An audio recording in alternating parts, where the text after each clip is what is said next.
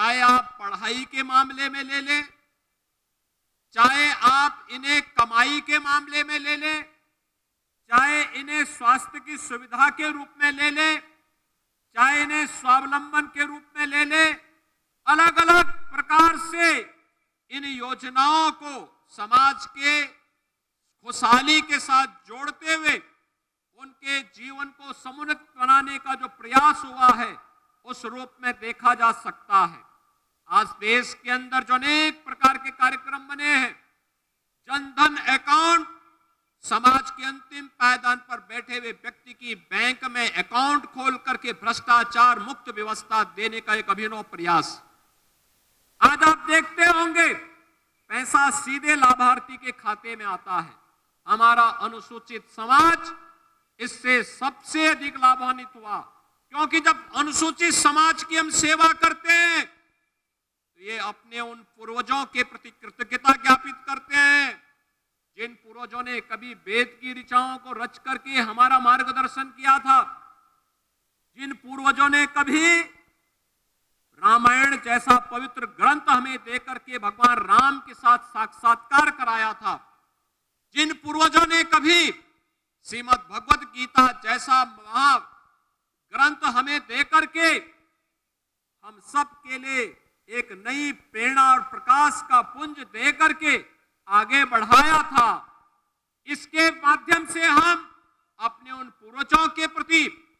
जिसमें संत रविदास जैसे महापुरुष हैं, जिन लोगों की प्रेरणा से समाज ने भक्ति के माध्यम से शक्ति की एक नई धारा का प्रवाह किया, इन सब के प्रति कृतज्ञता ज्ञापित करते हैं। जब हम अनुसूचित समाज की सेवा के लिए कोई कार्यक्रम बनाते हैं तो भाइयों बहनों,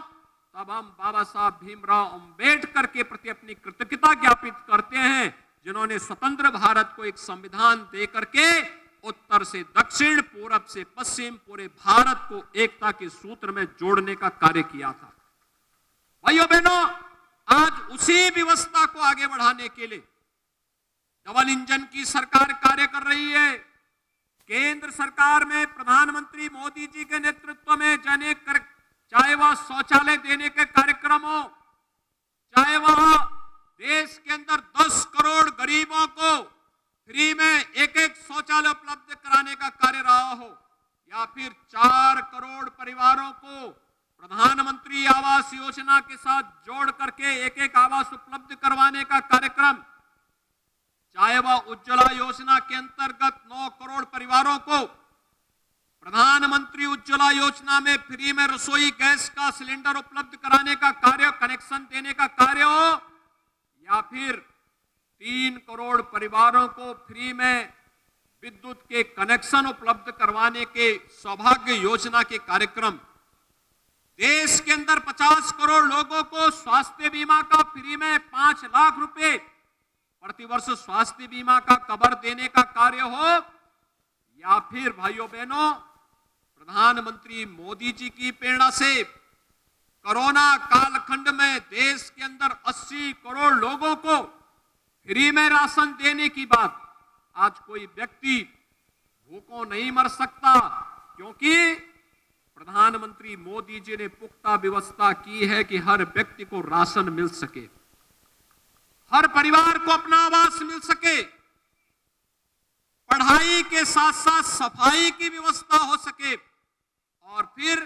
कमाई के साथ साथ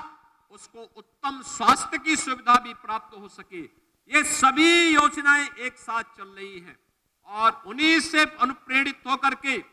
आज उत्तर प्रदेश में भी जब हम लोग 1,91,00,000 बच्चों को बेसिक शिक्षा परिषद के स्कूलों में uniform, bag, books, shoes, socks, sweater, ये सभी प्रकार की सुविधाएं उपलब्ध करवाते हैं, तो ये समाज के अंतिम पायदान पर बैठे हुए व्यक्ति को शासन की सुविधा के साथ जोड़ने का ही एक अभिनव प्रयास होता है।